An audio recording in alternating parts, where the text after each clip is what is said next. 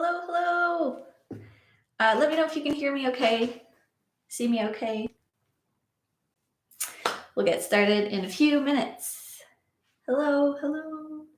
Please say hi in the chat if you feel comfortable.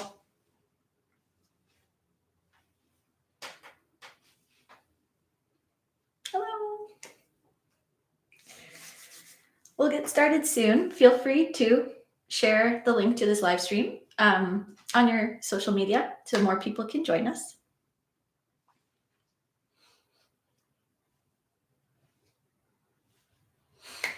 Can everyone hear me okay? Hi, Sarah.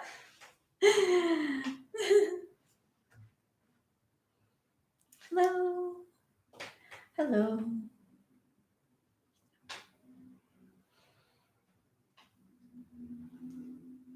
We're going to get started soon. Don't worry. Just waiting for people. Hi, Ted. Loud and clear? Okay, great. Invite your friends, your family. Hello. Hi, Abner. Hi, Mom. Hi, Erin. Hi, Chris. Oh, so exciting.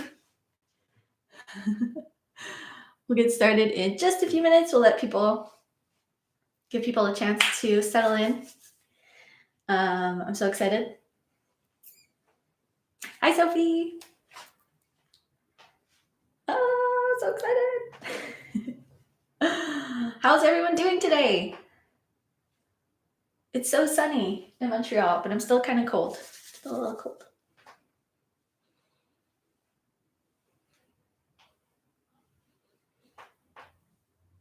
How are we doing?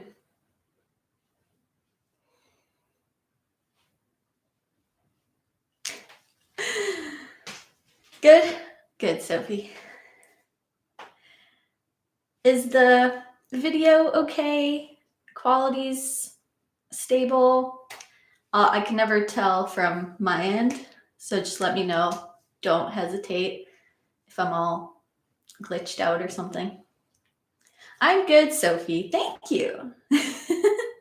Okay, sweet. Looks good. Good. We'll wait maybe one more minute. See if more people will join us. I hope so. Thank you for being here. Very excited for today's music. It's going to be very relaxing. So I hope you are in the mood to be relaxed. If you're in the mood to be doing something energetic, maybe today's not the best concert for you. But stay here anyways, please. Oh, Sarah says, you look beautiful even if I was watching you in 240p. Wow. If that's not a best friend, I don't know what is. Thank you. Same to you, by the way.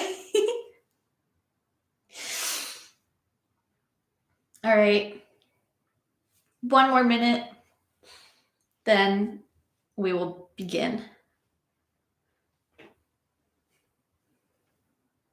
I'm wearing green for today's theme of nature.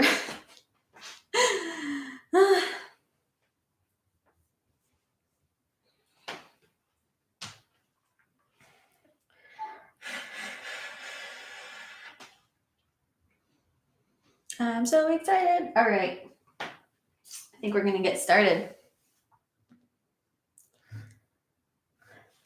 Welcome, everyone, to the 9th installment of Caitlin's Cozy Concerts, the concert series where you can remain cozy at home and not catch COVID. Let me know if you've had the vaccine, though, because we should celebrate that. I have not. Anyway, every last Saturday of the month, you can find me right here on YouTube, sharing a space for discussion and reflection, as well as some flute tunes, which always include at least one composer of color and or non-male composer. Bonjour, Joanne. Thank you all for being here with me today. I hope you're doing well. You can let me know in the chat box. I don't know what side, if I'm mirrored or not, or whatever that means. So somewhere on one of these sides of the video, you can let me know how you are. I begin every concert with a land acknowledgement. I want to acknowledge that this concert is taking place in Tiohtià:ke, Montreal, on the traditional territory of the St. Lawrence Iroquoians, the Kanien'kehá:ka, Mohawk, and the Haudenosaunee tribes and nations. I found this information on native-land.ca. It's linked in the description box below, and it tells you which tribes and nations the land you live on belongs to. I've also included in the description box a link to an interactive map which tells you which residential schools you live closest to. The one closest to Montreal was named La Tuque, and it opened in 1963 and closed in 1978, and it was run by the Anglicans. I want to remind everyone that the last residential school in Canada only closed in 1996 when I was 2 years old. We must continue to acknowledge the history of colonization and genocide in Canada and the effects they continue to have on the Indigenous communities across the country, despite residential schools not existing anymore. I've left a bunch of other important links and resources in the description box below this video, so please make sure to take a look and let me know if you have any questions about those resources. Each concert, I will be sending half of all proceeds to the Indigenous or Black communities of Montreal as a form of reparations. In the description box, I put my email address and PayPal information to encourage you to send some money my way. So my email address is caitlin.bridger06@gmail.com. And you can also go to paypal.me/CaitlinBridgerFlute. But it's all written down there. Don't have to write anything down, memorize anything. Everything's in the description box. If it's not, for some reason, let me know, but it should be. The other half of the proceeds will go towards supporting the work involved in putting on these concerts, which includes, of course, practicing. Purchasing sheet music is the other really big financial part of these concerts, as well as buying proper equipment. I'd like to upgrade soon to something better than what I have. And then other things as well that go into this. If you send more than $10, I will send you back a link to a bonus music video with a fun song I recorded, and it's a different song each month. Also, if you sign up to my monthly newsletter, link below, you will find out the name of the song beforehand. I'd never announce it or say what it is actually anywhere except for the newsletter, or if you send more than $10, of course, you will know what it is by watching it. But yeah, make sure to subscribe to my newsletter. So every month it comes out like the week before my concerts. So you get the opportunity to find out what the bonus song is. If you send more than $10, just make sure to leave your email address in the message section of the PayPal payment or the e-transfer so that I can send you back the link to the bonus video. But any amount helps, of course. I am very appreciative of everyone who donates during these concerts. And just to let you know, last month I was able to donate $52, to the Black Healing Fund, which is the largest donation we've made to date. So thank you so much. It felt so nice to send that money to the Black Healing Fund. You can find out more about them, not through the description this month, but you can look up the Black Healing Fund if you want to know more about that. But this month, I will be sending money directly to Indigenous people in the Montreal area. I do this through a Facebook group called Settlement Reparations for Indigenous People, Montreal and surrounding area. I've left a link to that in the description box below. You can also join the group. Basically, in the group, Indigenous people can post requesting financial help, and settlers can send them money directly. It's one of the many actions you can take in the path to justice for Indigenous people. We live on stolen land in Canada, and Indigenous communities deserve security, safety, and health. If not from the government, then from us as individuals until the government does what's right. Before I get to today's theme, I do want to take a brief moment to mention the Next Us Festival, which is a new online festival created by members of the Be Your Own Manager community. Be Your Own Manager is an online course that I took last fall, and some of the members created this festival to provide us with a platform to share amazing concerts from around the world. My solo flute concert, entitled Alone Together, a COVID concert, will premiere next Saturday in exactly 1 week, May 1st. And if you purchase a ticket, you will have actually up until May 22nd to watch actually all the videos of the festival. They just announced that. It used to be you would have just 1 week, but now they're letting all of the videos each weekend kind of be on demand until May 22nd, which is really exciting. So you can get a festival pass, a weekend pass, a day pass, lots of ticket options there. But yeah, my concert will be next Saturday. Well, will premiere next Saturday, and then you can watch basically anytime until May 22nd. So I have left a link, of course, to the festival below. But you can ask me any questions you have. I'm pretty knowledgeable about what's going on with the festival. So yeah, let me know if you have any questions about that throughout the chat today or on social media afterwards, whenever you want. I'm really proud of the concert that I put together for that festival. So it would mean a lot to me if you did share it with your friends and family, and of course, purchase a ticket to watch. I mean, the festival started last weekend, so there's already a bunch of concerts that you have access to. This is the second weekend, so all of the concerts, at least for today, have been released. So if you purchase a ticket, you can watch a bunch more. Next weekend, there's even more. And finally, the weekend after that is the final weekend of releasing concerts. So that is the Next Test Festival. Sophie says, yay, so excited. I know. I already watched, I think, almost all of the concerts from last weekend, and they are stellar. They're so good and so varied. Really, really good. Amazing music from people around the world, though mostly in Europe. But okay, so we are on to today's theme, which you know is about nature and the world around us. I could talk a lot about the environment, but suffice it to say, I've been passionate about climate change since my early days of high school. And actually, just 2 days ago on Thursday, it was Earth Day. So I didn't realize when I decided to do the nature theme for April, but great coincidence. So yeah, today I'll be sharing pieces about the natural world as well as something from outer space. So make sure to keep watching.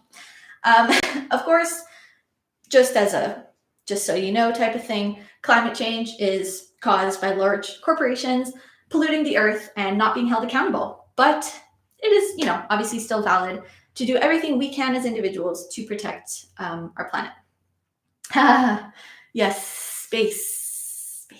Anyways, please leave comments as you are already doing in the chat throughout the show. Oh, hi, Dad. I'll be answering questions and comments all the time, so please feel free to keep the discussion going in the comment section. Your prompt today is to tell me about the most beautiful place on Earth in your opinion. So it doesn't have to be like Mount Everest or something fancy. It could be somewhere that like only you know. It could be your backyard if you want. But in your opinion, what's something out in nature that you think is breathtaking and that you think is, to you, the most beautiful place that you have seen? I'll share some of my spots as well. Every time I run through this concert in the lead up, I keep telling myself, Caitlin, think of places in the world that you find beautiful. And guess what? I keep forgetting to do that. So hopefully they come to mind when you share your beautiful places.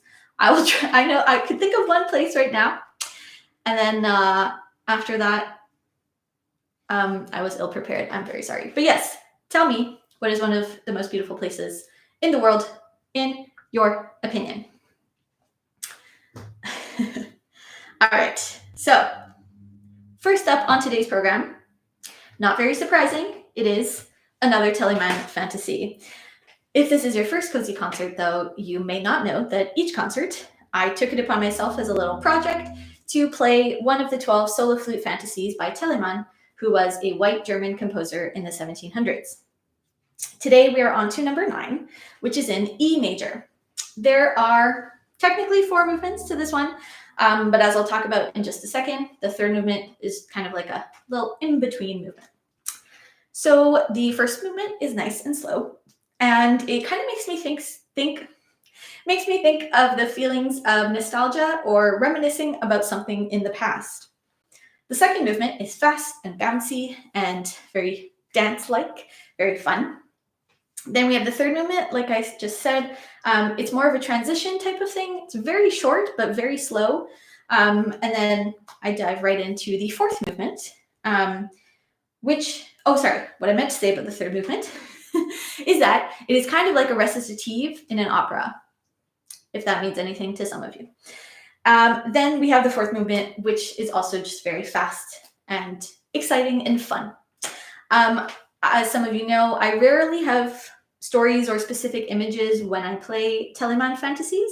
More so, I go with the flow of the emotions that come up, as well as the Baroque phrasing that is really, really fun to explore. So I hope you enjoy this ninth solo flute fantasy in E major. Of course, let me know if it brings up anything specific, any images or emotions as I play. First, hydration.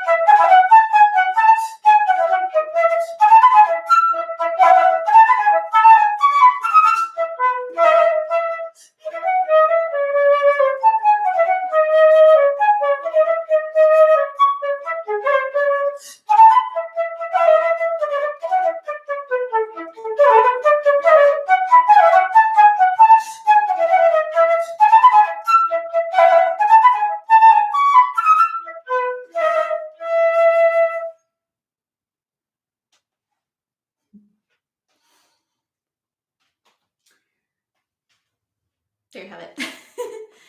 Telemann's ninth fantasy. It's really fun, but really challenging, as usual.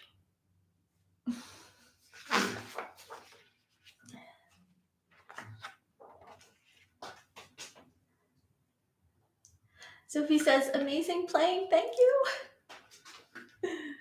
I'm gonna off this bit. Thank you. Wow, thank you. So many clapping hands. Thank you. Sarah says, so jaunty and fun. Jaunty is a great word. In fact, that is what that is. Thank you.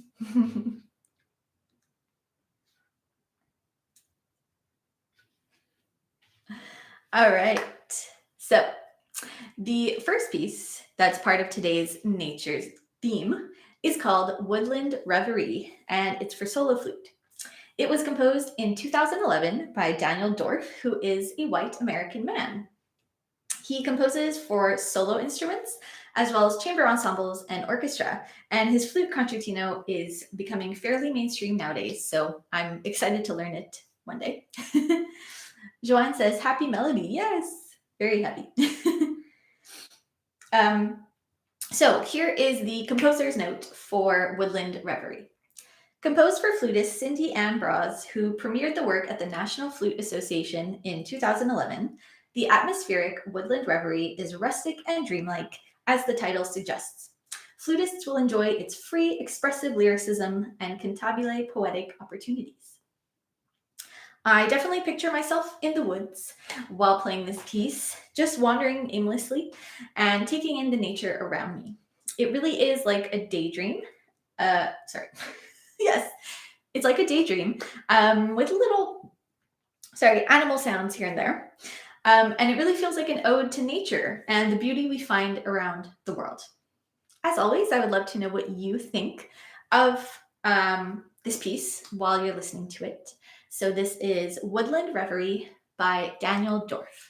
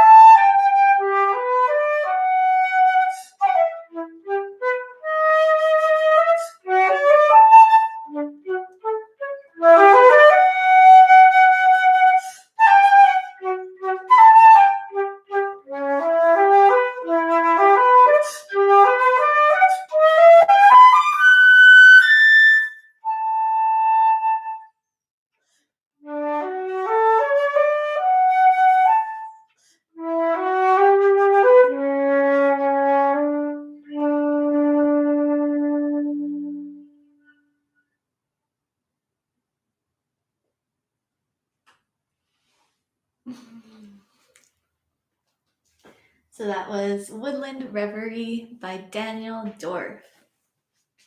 Isn't it so calm and pretty? There was even one bar that reminded me of back in January. I played, I think January I played La Flûte de Pan. It was about mythical. The theme was mythical things. And there's one bar in this piece that reminds me of the second movement of that. I'll show you in a second. It's probably not even related to it, but Sophie says that was so calming, right? Abner says very relaxing. Yes. I like the first image that comes to mind is just like walking through a forest, like around this time of day, and just like looking at the trees and nature and stuff. And maybe see like at one point you see like a tree that fell over and it feels like somber. But then you keep walking and there's more pretty things in your way. Yeah, so there's this tiny little thing in the second half that reminded me of La Flûte de Pan. I don't know, it just reminded me of that.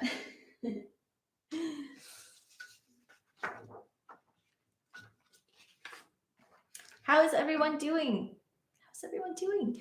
Don't forget your prompt. Your prompt is to tell me what is a place in the world that you find to be super beautiful, somewhere in nature, preferably. Again, it doesn't have to be like the pyramids, like or whatever. Like it could be, really local place that you just love going to. What is a place that you find really beautiful and breathtaking? Let me know.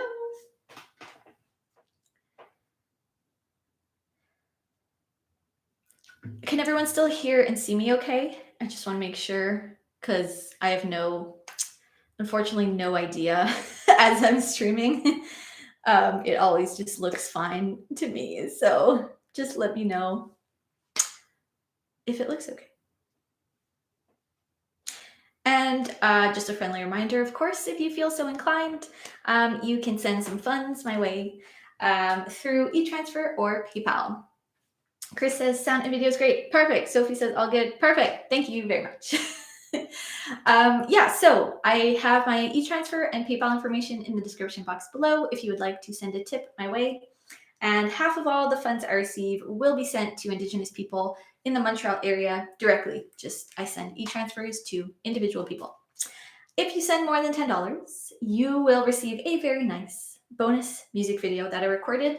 Again, I say this every month, but I think you will really enjoy this month's video. In any case, of course, thank you so much for your support. Thank you for watching and being here and commenting and all that sort of thing. So we're moving on to the second piece on today's program. It's called Floating in Space, and it was composed in 2013 by Keena Wilkins. Wilkins is a white Australian woman who composes as well as plays the flute and piano.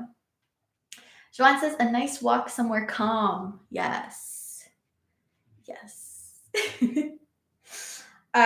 So this piece, Floating in Space, is definitely one of the coolest ones I've ever played.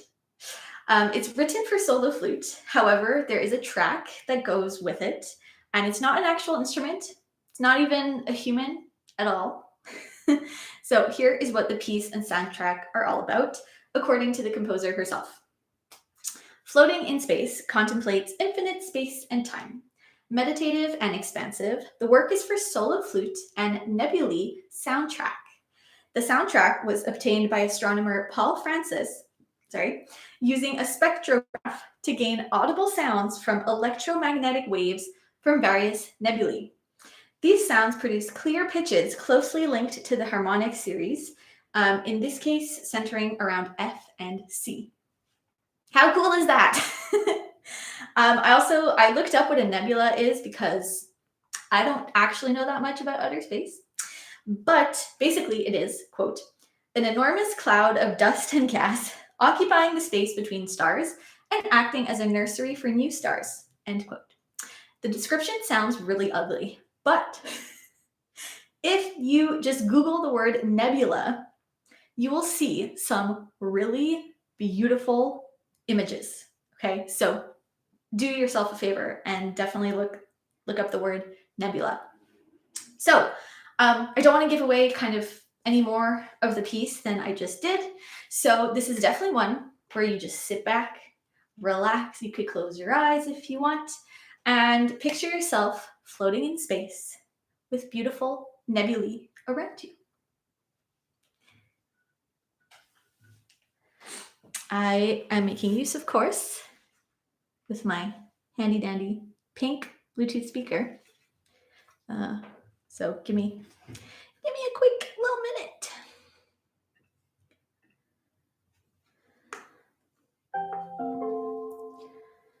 It might be very loud temporarily. Just, oh, oops. What did I just do? Sorry. Sarah says, I have two beautiful spots. One is International One within Ontario. Bruce Peninsula is 3 hours north of Toronto, and it's so beautiful. The water is crystal clear and looks like blue glass. Sorry, that was really loud. That sounds really beautiful, Sarah. Wow.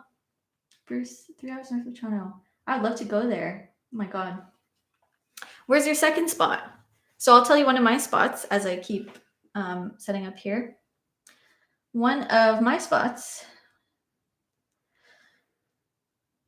Sorry. Okay. Sarah says it's stunning. Look at pictures of the Georgian Bay and you'll see how lovely the water is. I will do that. Holy moly. The first spot that comes to mind is Orford, and particularly the specifically the Music Academy place. There's a really nice. There's a lot of woods around there, and of course there's Mount Orford. But just the area that the Music Academy takes up is super, super beautiful. There's a really nice small lake pond, you know, in a clearing in one part of the woods. And I would go there. The first time I went there is actually when I was in the youth orchestra. We would go there once a year on a weekend to do kind of an intensive rehearsal thing. And it was in the fall. So all of the trees, all the leaves were like orange and red and yellow, and it was so pretty. And then I went there 3 times to do the summer program, and it's just as beautiful as well. And just the grounds are super beautiful at Orford. So that's one of my spots. Joanne, yes, outer space coming right up. Sorry, I got distracted. Time. I don't think y'all are ready for this piece, but Sarah says the second spot is Kopi. I don't know if I'm pronouncing that right. Oh no. Islands in Thailand. Wow. Oh yeah, you went to Thailand. Water is pure turquoise. You're surrounded by beautiful islands and green, lush tropical trees, and you could go swimming with cute zebra fishies. Oh my God, that sounds amazing. Wow. Oh man. That is so pretty. That is literally so pretty. What's another one of my favorite spots? I will think about it because, as I said, I kept forgetting to prepare a list of beautiful spots in response to yours. So please forgive me. Yes, Sarah, send me pictures, please. Thank you. Thank you. Okay, while I think of spots, oh, Sophie says, I also have 2 places. 1, the sleepaway camp I went to as a teenager. Ooh, up in Warren Heights, Quebec. Very nice. And 2, Squamish, BC. The view from the top of the mountain is gorgeous. Ah, they both sound very gorgeous. Wow. Nature. Nature. I think it'd be so cool if someone here actually went to outer space. If you know someone, send them this live stream. Tell them to come here and tell us about outer space. But in the meantime, I have not been to outer space. I don't think I ever will go. But we're going to float in space temporarily with a soundtrack of nebulae and the flute music written by Kina Wilkins. All right. Sorry, I just gotta check the tech things. Okay, should be good. All right.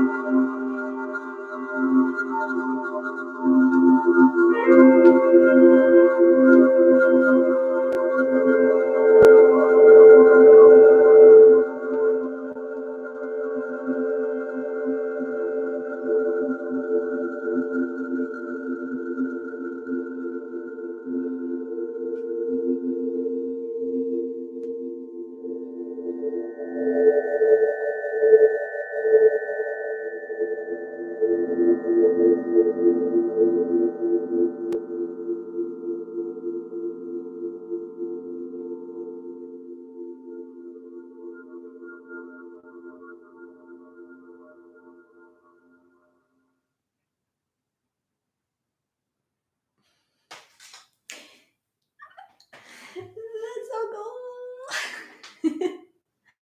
Hi, Teresa. Thank you for being here. So you said, wow, this sounds really cool. What was it again? Yeah, it's nebulae, which is apparently how you pronounce the plural of nebula. I had to look it up. Which are, let me put it up 1 second. So the piece was by, the flute part was by Kina Wilkins, who's an Australian composer. And then, so the track was,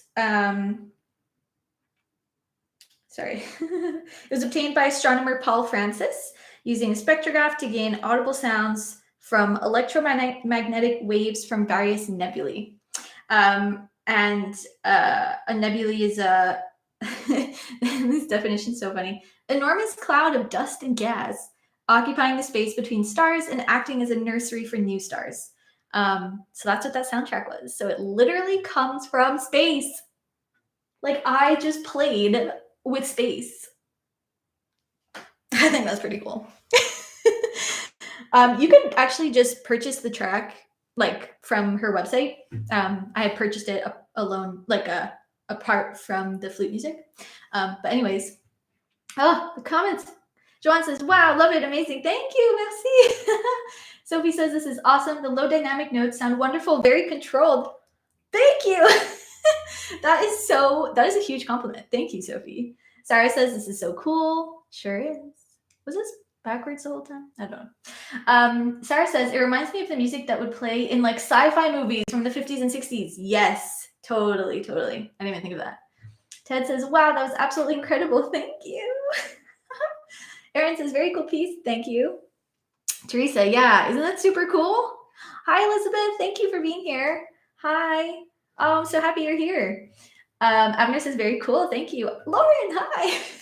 So many people. I love this. Hi, Lauren.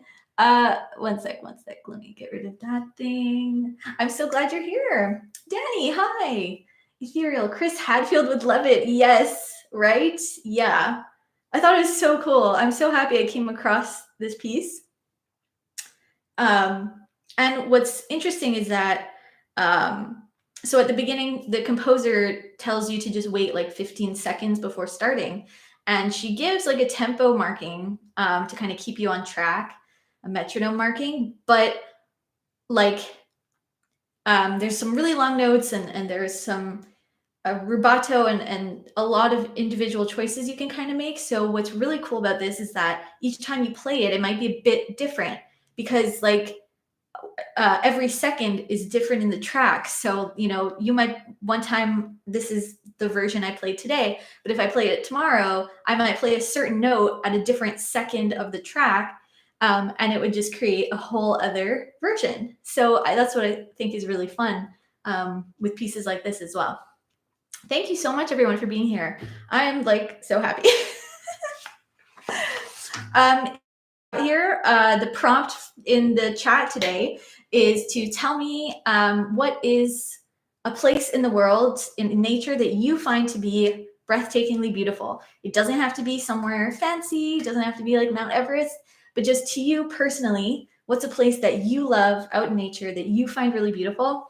I was mentioning that one of them for me is at Orford, which is not too far from Montreal. There's a summer music academy there. And I've been in different parts during the year I've been there. That's one of my favorite, most beautiful places. I said I would think of other ones. I haven't actually been that many places in my life. That's the problem. Something just came to mind, but okay, one of my other favorite places actually in Montreal is the St. Joseph's Oratory. And it's this huge oratory, which is like a church. I don't know. It's this really, really big church-y thing. And you can go there. There's like a million steps to get to the top. And when you're at the top, there's actually like a viewing deck or whatever. I don't know. There's like a place where you can look out and you see like the whole city in front of you. And it's just really, really beautiful. There's a time a couple summers ago, they also have like grounds around, like with like a garden with like statues and plants and stuff. So I really love there as well. Sophie says, OMG, we should go to the oratory together this summer, Caitlin. Yes, totally. I actually live pretty close to there. So that's one of my other spots. I'll keep telling you what's another spot I could think of right now. That's really beautiful. Oh, okay. Well, don't cancel me over this. I went to Paris a couple summers ago. I do this. I'm making fun of myself. I went to Paris a couple summers ago for a flute competition. And I'd never been to Europe. So anyways, I explored the like traditional places, but I spent the better part of a day at Versailles, and that is pretty. That is a really beautiful, it smelled awful. I don't know why. It smelled like sewage, but it was beautiful. Like the grounds, the gardens, the outer. I took so many steps that day. Anyways, that's one of my other favorite places. Danny says, Algonquin Park. I go canoeing there every 2 years. That's so cool. I go, where is that, like, in relation to Montreal? Is that close, or is that in another province? Like, where is that? Ted says, my favorite place is the Kluane ice field in the Yukon. Breathtaking mountains and glaciers. Oh, that sounds breathtaking. Please send me pictures. Thank you. Wow, Yukon. Sophie says, Caitlin in Paris, the new TV show. Look, I haven't seen Emily in Paris, but I'm on Twitter, okay? And I don't think we need that show. Caitlin in Paris, though. I think I would watch that. Teresa says, too late, you're canceled. Yes, I know. What's funny is that, like, because everyone uses like Europe as a way to be like elitist, right? Because whatever. And like, but the thing is, Paris is actually really beautiful. Like, it just really was. Like, it like, you know, I didn't want to like make a bigger deal out of it to seem like fancy when I was there, but I was like, it's real pretty. Sarah says it's in Ontario, Algonquin Park. Okay. Yes, Ted, please. Okay, Ontario, amazing. Yes. Okay, cool. Oh my God, this is so fun, you guys. Right? Yeah, Paris. It's actually really surprising that it lives up to the hype. You know what I mean? I did go while there was a heat wave, so maybe my mind was a bit muddled, but Versailles, holy moly, worth it. Like I went to like Marie Antoinette's like house. It wasn't even that expensive either. Just to throw it out there. The Versailles itself, going to Paris, expensive. Lauren says, I love the Pacific Northwest area of the US. It's so beautiful. I have heard really good things about the Pacific Northwest. That's amazing. Yeah. Thanks for sharing. Teresa, if you want to share, or anyone actually who has events coming up, feel free to share in the comments links to your events, because why not? I'm sure a lot of people here would love to see, other people's events as well. So yes, please feel free to share in the comments. Okay. Oh, this is fun.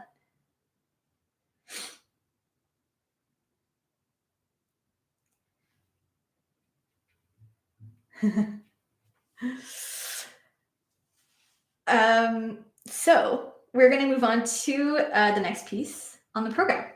It's called Obad.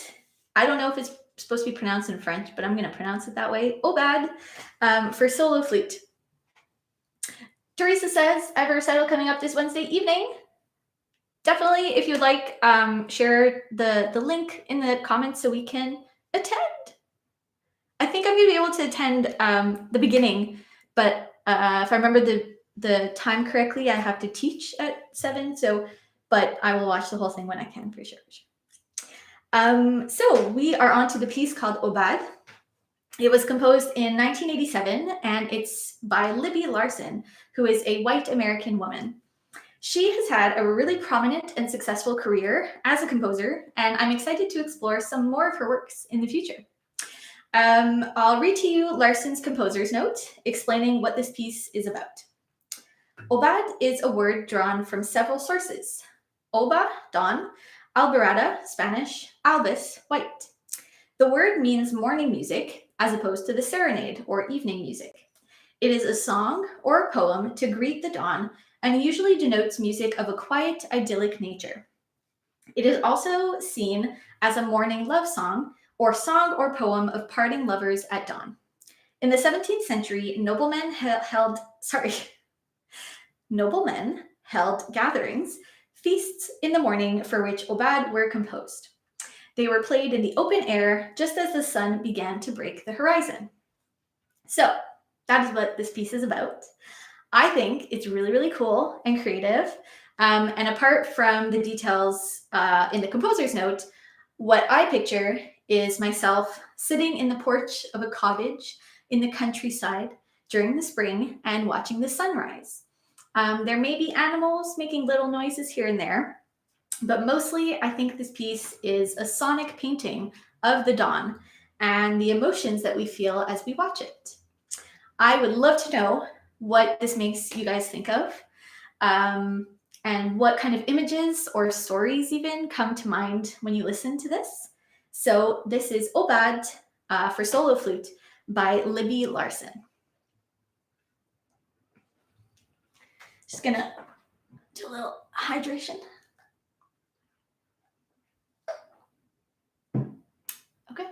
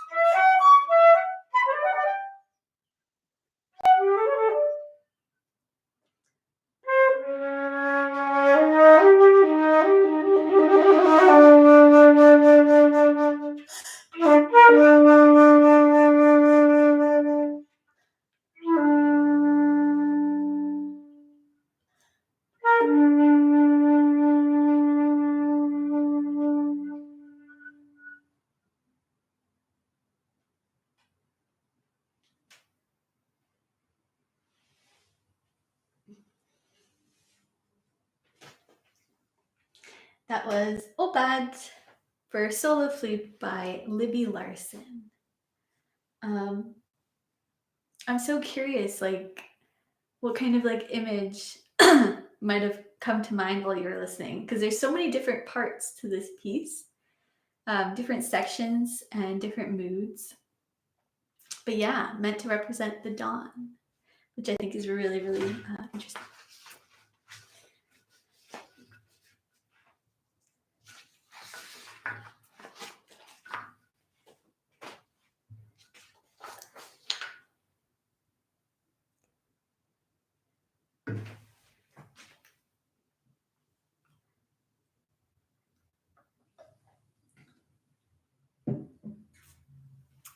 Any thoughts on that piece? Let me know if there's any tech issues. Also, as I said, I can't perceive any issues on my end when I stream, but just let me know if there are any issues at all. Thank you. Teresa says, I think it evokes dawn, right? Right? I think so too. Yeah. And the way the light changes. Oh, I didn't think of that. I didn't think of that. Yeah. Feels very evocative. Yeah. Elizabeth, thank you. Thank you, Elizabeth. If you haven't already, please share with me what is a place in the world that you find beautiful. In your opinion, doesn't have to be anything too grand. Sarah says, so soothing and relaxing. Yeah. Yeah, I think so too. All the pieces today are pretty relaxing, as I had mentioned at the beginning. It's definitely a chill theme, chill vibe today. My dad says, my places are Ein Gedi Nature Reserve in Israel, along with Masada and the Dead Sea. That is very cool. I forgot that you'd been in Israel. Wait. Are you saying this because you went to Israel or you know about it? No, you went to Israel. I don't remember. That is really cool. Yeah, that is very cool. There's so many beautiful places. The next piece that I'll introduce in a second represents a very beautiful place. In 1978, my dad went to Israel in 1978. That's very cool. Where else do I find beautiful?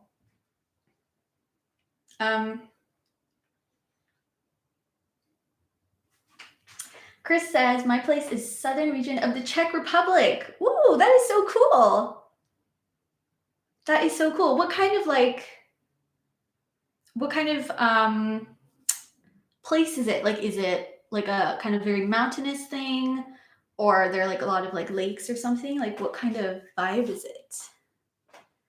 I was going to say that another place that I find beautiful is PEI, which is Prince Edward Island. Me and my family went there when I was 6. And I don't actually remember much. But there's a lot of water around us. And it was very pretty. And we had to take a ferry from I don't know where. We drove to right up until PEI. And then we took a ferry because it's a proper island. Chris says, some smaller mountains, lots of really beautiful fields and flowers. Ooh, oh, that's so cool. Yeah, see, my dad was just thinking, Aaron says PEI. Yes, I'd love to go back. I haven't been to the west of Canada. I haven't been in Western Canada, but I'm sure there's some really beautiful places. Of course, I know Vancouver is really beautiful. Aaron says, I have scrapbooks of photos from that trip. I do remember Anne of Green Gables. Yes. Yes. Well, how can we forget? We went, okay, so. Yes, I went on a pony on this trip. We went on this trip. Dad said we took a ferry to Cape Breton Island, another beautiful place. Wait, we did that or you did that? Sorry, I'm having a family conversation right now. We went to PEI when I was 6. And my whole family really likes Anne of Green Gables. So we watched, they do this thing, I don't know if they still do it, where they put on like a production of Anne of Green Gables, like in like outside, like you had to like walk and follow the actors as they went to like different places. Like there was like the schoolhouse and the house, the school, whatever. And anyways, that was really cool. And then we did other naturey things. I also rode a pony in PI. That's what my sister's saying. I had an awesome square haircut. We all took the ferry. That's what Dad is saying. Yes, no, I remember the ferry. The ferry was very fun. Okay, I should probably move on from this family trip. But anyways. Oh, it's not a production. It's a reenactment of the town of Avonlea. But like, what do you mean? But it was Anne of Green Gables, was it not? Sorry, I'm like confused. I take this very seriously. What do you mean that it's Aaron? They were being the characters, okay. But it wasn't like a proper play, is what you're saying? It was just like, we saw the musical Anne of Green Gables too? Okay, I don't remember that. Oops. Upper Canada Village, yeah, no, okay. Anna Diana had been cordial. Okay, but was that like during the reenactment or the play? I don't play.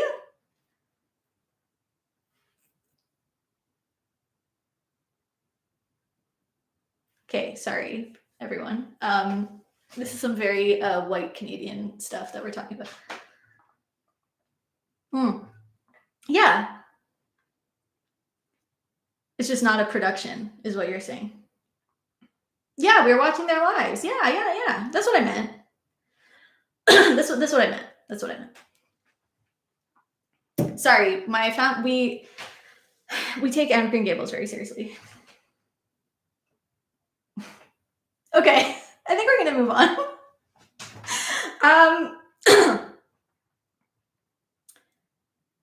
My sister says, remember when we went on that tour with our tour guide named Aaron? I don't, but I believe you. We're gonna temporarily move on because we have a very special piece coming up, which is unfortunately the last piece on the program.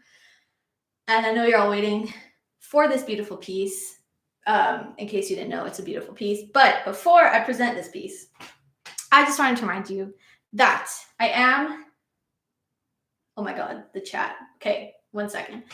I am accepting tips or donations through e-transfer or PayPal. The information is below. If you donate more than $10, I will send you back a nature-themed bonus music video. I would love to tell you what it is because it's very exciting.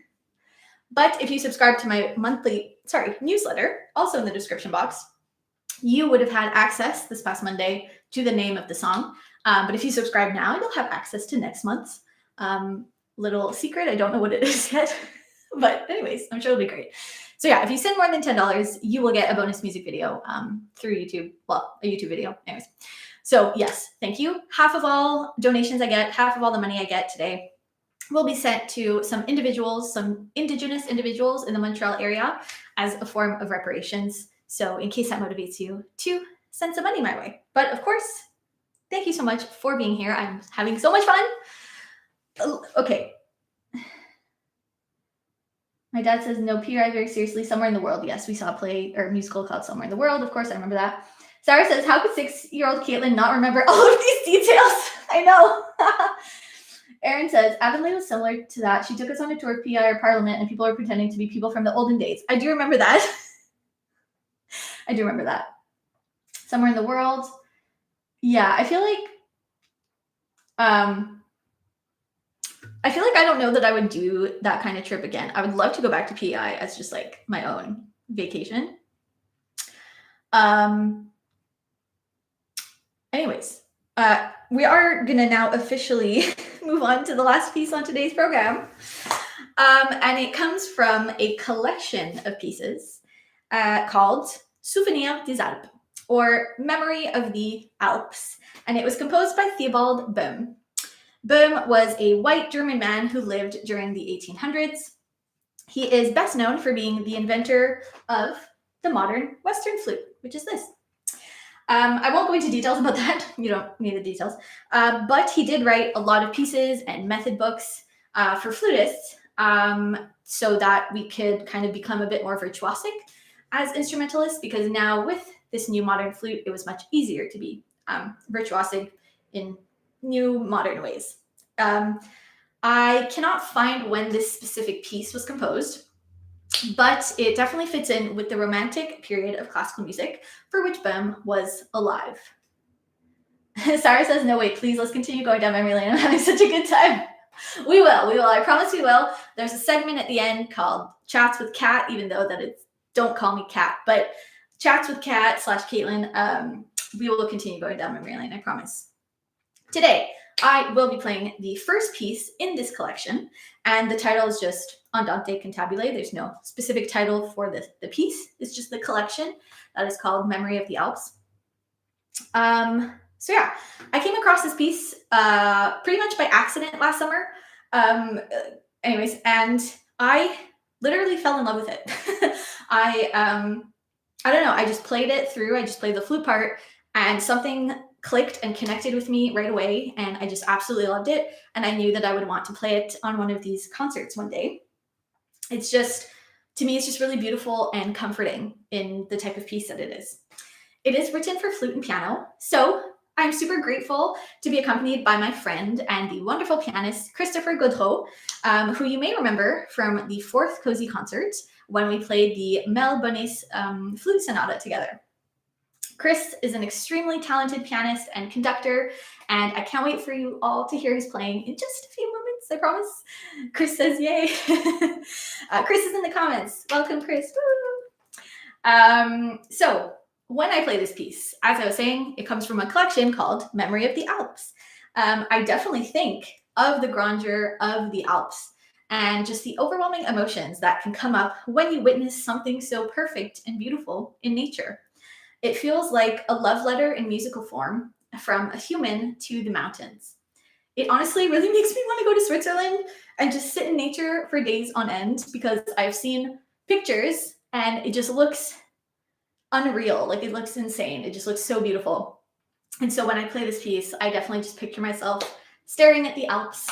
And there's definitely kind of musical ideas that kind of feel mountainous. Hard to explain. Anyways, without further ado, unless there's some comments I'm going to read out, this is the first piece in the collection of Souvenirs des Alpes by Theobald Boehm, and the wonderful pianist that you'll hear is Chris Godreau. Ooh. Aaron says Chris is amazing. Chris is amazing. Fact check. It's a fact. Yes, Sarah, memory lane is the best family support for kids. Yes. So give me 1 second to bring up the track.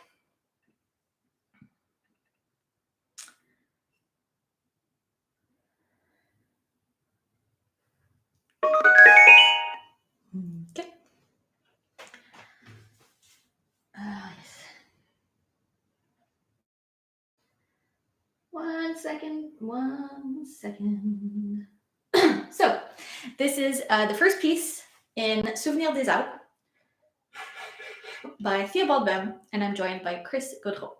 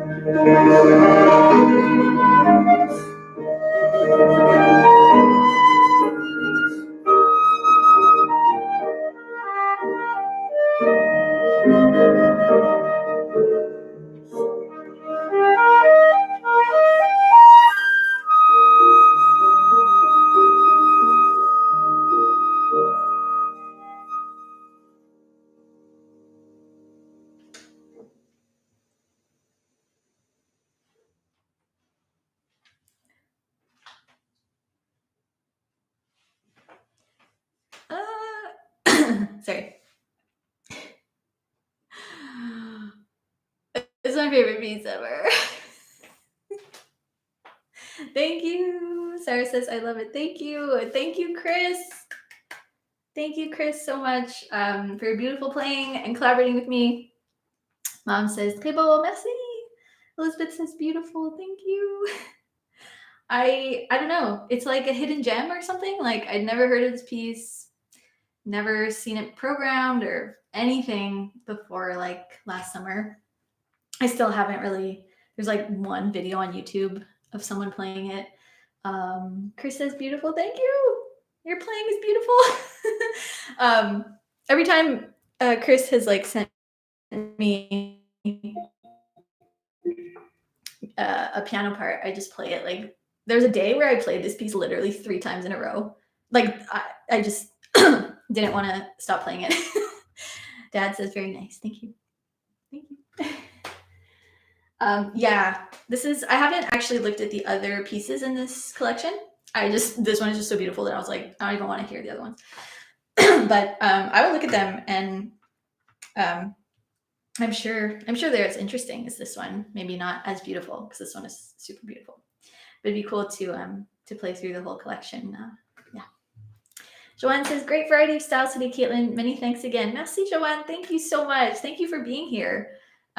Truly, I really, really appreciate it. As you can tell, I always have so much fun during these concerts. We have arrived at the end of the show, but don't you worry. Let me pull up my little spiel. So it's the end of the music for today. It was a bit on the short side, I think, because the pieces were a bit shorter today. But if you did enjoy the show, please feel free to send a small tip or donation my way through e-transfer or PayPal. It's in the description box below. If it isn't, let me know, but it should be. You can basically think of it as attending a regular concert in person, and just think about how much that might usually cost, for a ticket. But of course, there's no pressure. I'm just happy that you are all here and watching. And there's something going on with my little thing here. Sorry. What is happening? Okay. Sorry about that. Make sure to check out all of the resources in the description box. They're all really important. And you can mark your calendars for the next concert, which is Saturday, May 29th at 1 p.m. as well. It's going to be called Flute Favorites. And we're going to celebrate the 10th edition of this concert series. So the music is very exciting. I don't want to say what it is yet, though I'm going to make the Facebook event next week. But the music for next concert, you don't even understand how excited I am. Elizabeth says, so glad I was able to make it. Looking forward to the next one. Thank you so much, Elizabeth. Thank you. I said to Teresa, but I know, Elizabeth, you also have, I think, a recital coming up this week. So please feel free, if you'd like to, share like the link or the event in the chat. Anyone who has any exciting events coming up, don't hesitate to share with us today. I would love to attend. I'm sure other people would love to attend here. So yeah, don't worry about that. Aaron says, is there going to be James Galway? First of all, he's not a composer, so no. No, that's all actually. No. But yeah, thank you so much, everyone, for tuning in and leaving comments. And as I kind of alluded to before, I don't know how to stop talking, so I'm not going to for at least a little bit longer. We're going to have a segment called Chats with Kat. Again, I don't use that nickname. Please don't call me Kat. But I really like rhyming and alliteration. So where, yeah, you can chat with me, hear about how you are, what you thought of the concert, basically anything like that. We'll just chat until there's no one left or I decide to finally close or like end the live stream. Elizabeth says, yes, my viola recital is April 30th at 6 p.m. Eastern Daylight Time. Amazing. Thank you, Elizabeth. That's Friday. Yeah, that's Friday. I will definitely be able to watch that. Amazing. My dad says Jean-Pierre Rampal for next concert. No, again, Jean-Pierre Rampal was not a composer. So no, it will be me playing the flute. I don't know how to tell you that. Sarah says, didn't our third grade French teacher call you Kathleen? Yes, there's a reason why that I realized only like a year ago. I will tell that story. Oh yeah, English teacher. It was our English teacher. Mrs. Rooney. Yes, I will explain why. So this is random, but hey, we're in the Chats with Kat segment. Yeah, so our English teacher, me and Sarah went to the same elementary school for a little bit. That's how we met. And our English teacher called me Kathleen, or some version of that, but it was Kat, not Kate. And I was like, what's the word? Pathologically shy still at that point in my life. So I think I corrected her once in the like year.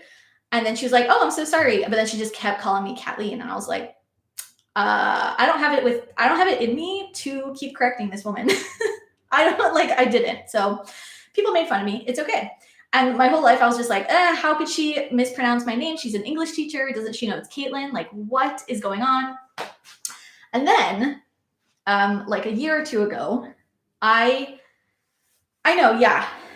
Okay, so then like a year or two ago, I started watching this show called, this is a long story. I started watching this show called Outlander. And the main actress on that show is Katrina Balfe, who is Irish. But the thing is, her name is spelled Caitriona, and it's pronounced Katrina. So then it got me thinking, wait a second. My name also starts with Cait. And then I looked up, you know, within like an Irish source of the internet, I looked up how to say my name. Turns out it's not really pronounced Caitlin. It's, I can't get the exact, I can't say it properly, but it is basically Kathleen. It's like a cousin of the name Kathleen, basically. Maybe it's the exact same thing. So my English teacher was not really pronouncing my name wrong. I think she was just super English and just maybe knew. Isn't that wild? I'm sorry. I think it's very wild.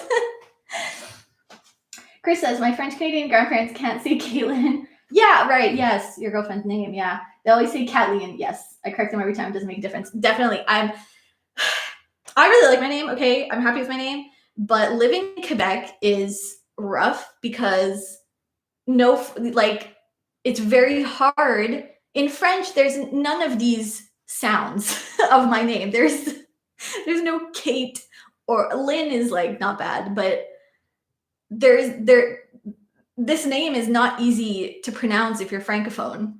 So, when I would work, if I would be at work or like in situations where I had to say my name, it would just be like, this is my name, Caitlin, C-A-I-T, and then I would like, like spell my name, because I'm no shade to anyone. Like it's hard. It's a very Anglophone, it's an Irish name. So anyways, that's always rough. So I get it, Chris, or I get it. Yeah. Erin says my grade 2 teacher called me Erin. That's funny. Chris says, also for the next concert, Syrinx? No. I actually did Syrinx in January, I think it was January, because it was like the mythical theme. No. Oh, I would love for people to guess, though. Yes, keep guessing.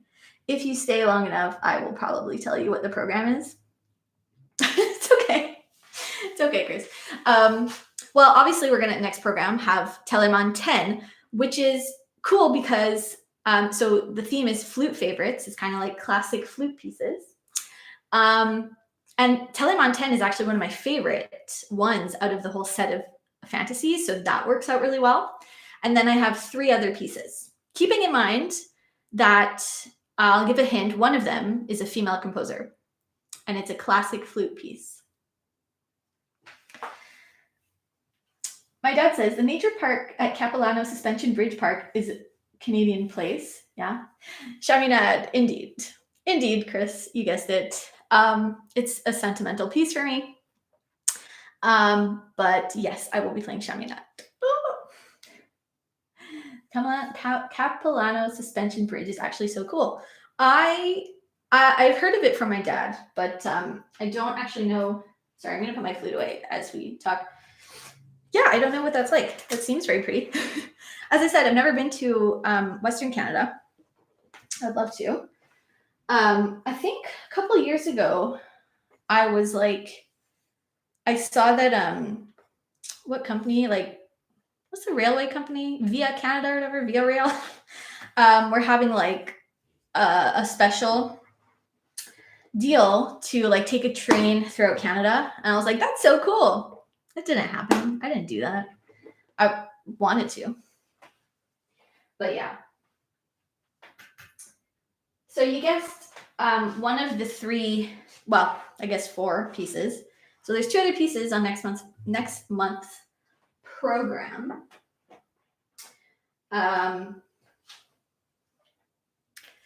One of them is the 3rd movement to one of the pieces on the Next Us Festival, like my concert program.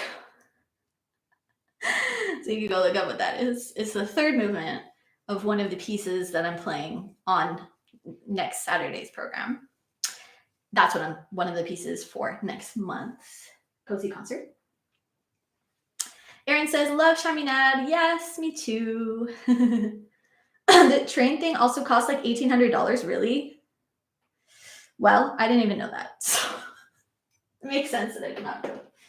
I would love to do that one day. Erin sang a few songs by Chaminade. Yeah, Chaminade wrote a lot of songs, like 4 singers. She didn't actually no. There's another piece of hers called Sérénade aux Étoiles. I actually considered putting on today's program, with stars, but there wasn't a backing track, and I just definitely preferred the program I put together today. But one day maybe I'll play it. But yeah. My dad says across Canada is closer to 5,000. Well, I think what Sarah was saying is like the special they had, probably whatever the year was of Canada's I don't even know what to call it. 2017, I guess, when it was the whatever birthday of Canada. Birthday of Canada. Let's be real, right? Oh, really? I thought they had some like special deal. I don't know. I don't think I made it as far as to look up the price back then. I was just like, oh, that looks cool. Any other beautiful places? I probably only give you guys like 2 or 3. And I give you 3. What else? I don't even know. I've been to Kenya and that was definitely beautiful. I went on safari. I did a lot of things while I was there, but I went on safari and there were some beautiful animals, beautiful, landscapes there. That was pretty amazing. Definitely. Oh, my dad says they have a deal for musicians who travel to play and can do concerts along the way, I think. Please send me a link.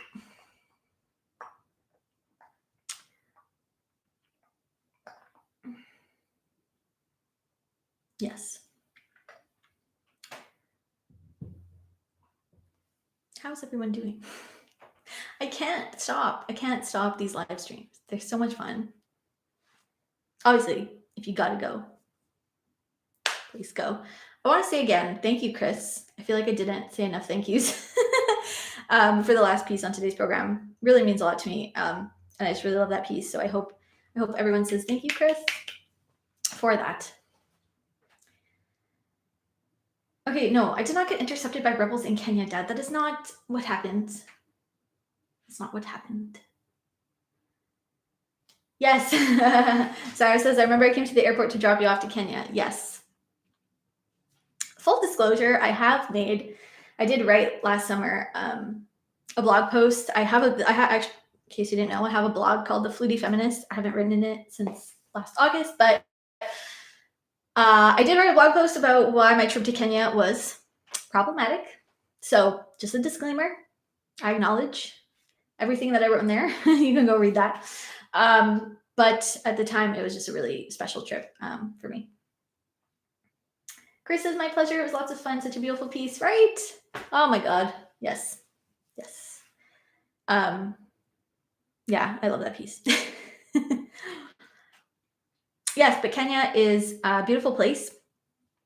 Oh yeah, there's one day we went to there's a like a new or a large hospital where we were, and how it was like at the hospital entrance, there's like a huge mountain just like right behind the hospital. So it just looked really beautiful. There was like oh no, sorry. I don't know what I was thinking of. Anyways, yes. Tell the story of how you got stuck on the way back where you ended up in England. Well, we didn't like end up in England. Like I went to Kenya. Oh my God, what's it going to be in July? 8 years ago. With Free the Children / Me to We. Yes, I know, problematic. Trust me. Check out my blog. I acknowledge. Kenya is very far from Canada, in case you didn't know. So we had a planned stopover in England on the way there and back. That wasn't. It was just on the way back. So we were there for 3 weeks. And the day we were supposed to leave, or the night before we were supposed to leave, something like happened, but we didn't know what. And like the leader people were telling us like, we're going to be delayed. Like we can't leave yet. And we got to like call our parents, I think, and just like let them know. And people thought that it was like some like terrorism thing going on. It wasn't. There was just, there was a fire at the airport. Like on the day we were supposed to leave. I don't even think it was malicious. I'm pretty sure it was just like an accident of some kind. But yeah, so we just got like delayed by like a day. And when we got to the airport, we could still kind of see the like damage being done, but like I think it was in the arrivals area, so it was fine. That's all it was. It seemed like a bigger deal than it was probably. Yeah. Set by group? I don't think it was. I'm pretty sure they ruled that it was just like a accident. I don't think it was malicious. We were like young people that were like making up stupid stories of like scary things that could be happening because we didn't know. Like they didn't tell us what was going on until we like, oh wait. Sorry, key detail I forgot that you guys are probably referring to. Oh, yes, yes. Sorry. My dad remembers more than me and he's much older. Okay. Yes, just came back to me now. It's because it was traumatic. So I probably have. So we ended up, for some reason, leaving in the middle of the night or something to go back home. And we were like 6 hours from Nairobi. So it was a long trip. And yes, we got stopped by the military like as we were traveling back to Nairobi. That was very scary. Okay, yes. But it's what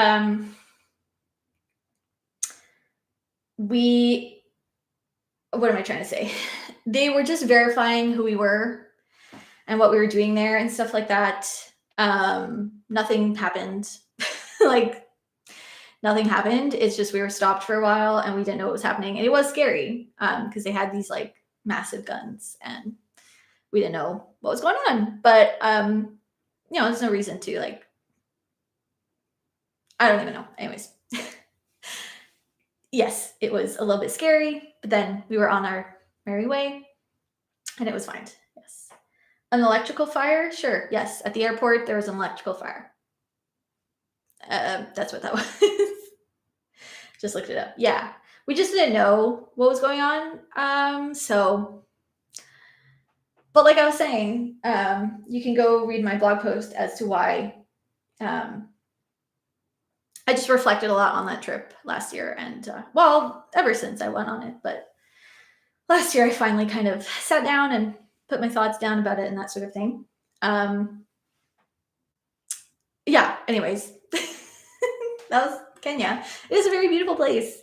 It's a very beautiful place. Unfortunately, there was a lot of, there's a huge drought when we were there and it was very dry. A lot of the land was dead, I guess, or not fertile. I'm not sure.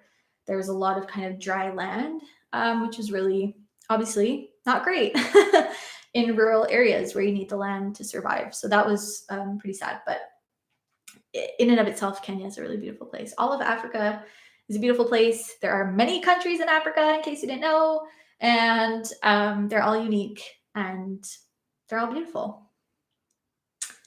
Oh, wow. Yeah. Okay. Check this comment section and like, I literally don't remember things that all of my parents remember. They didn't even experience it. Yes. Okay. So because we were so delayed and things got like wonky, we initially were supposed to have just a stopover in England, just in the airport. Like on the way there, we just stopped. We were in the airport for like 8 hours on the way there, just like sitting there doing nothing. But I saw some people. I heard some beautiful English accents. It was very fun. On the way back, we had a stopover in England, but I don't even know why we got to stay in a hotel for the night. It was a swanky hotel. It was nice. And there was like a mix up or I don't know, whatever, something. I got my own room. So that was really cool. It was a really nice hotel. Yes. Yes. Heard a lot of different British accents. Very fun. I thanked myself for watching tons of like UK shows and being able to understand people. Yeah. That's that. So what are people up to this weekend or today? I'm not gonna be doing much. Also, I could probably turn the heat down because it's kind of hot now.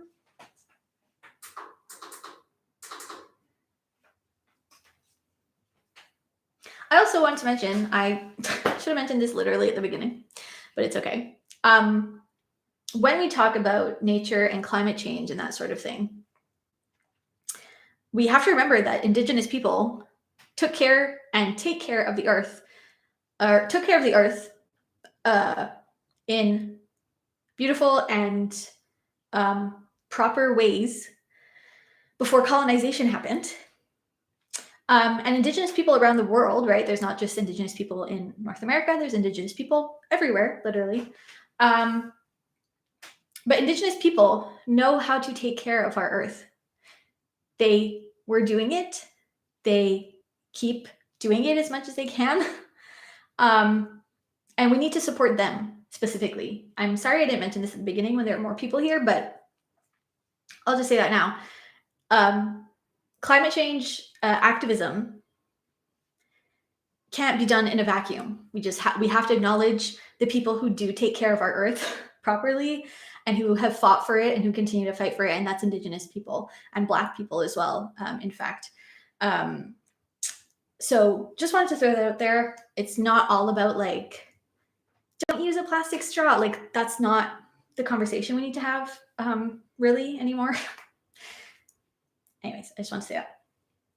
Sarah says, I have huge plans, big important plans. I'm planning on taking a nap later. Very excited for it. That's very funny. I might take a nap as well. I might do that. Can anyone guess the other pieces on next month's program? So I have revealed, not a surprise, Telemann 10, because we're going to keep going until number 12. Then we have the Chaminade Concertino. Then I said the other hint is the third movement of one of the pieces that I'm playing next week on the Nexus Festival program. And then finally, the fourth piece on next month's program. What's a good hint? It's German composer. It's based on something else.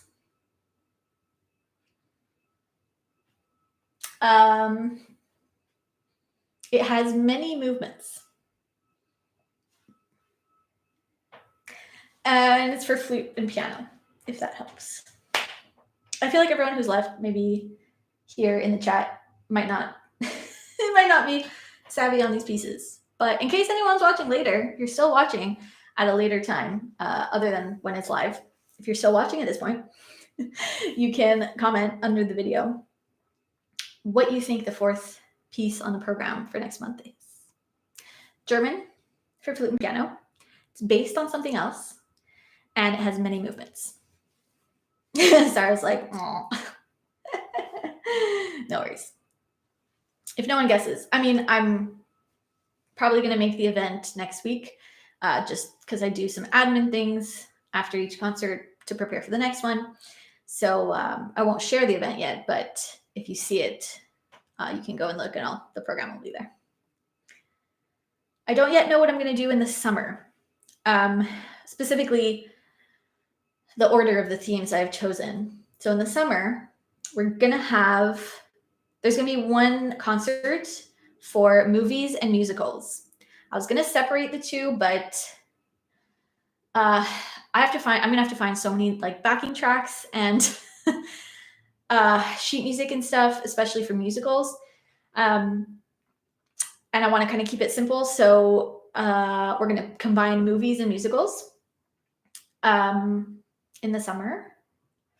And then probably the other one that's going to be fun as well is maybe just like pop songs, just like regular songs, fun songs that I could play on the flute, but I'm not sure yet. Yeah, it's fun. Thank you, Sarah. Yeah. If you have suggestions for, I don't even know if I could take suggestions because I'm going to have to, sorry, I'm like thinking out loud. There's a lot of movie music on Tomplay, so that's cool. There's actually not as much as I was hoping. There's some that are kind of cheesy, so I'm not going to do them. There's some good ones. So I'm just going to do those on Tomplay so that it's straightforward for me in terms of like purchasing sheet music or whatever. Access is easier through Tomplay. There are like no musicals on Tomplay though. I know they have Over the Rainbow, but like that's it.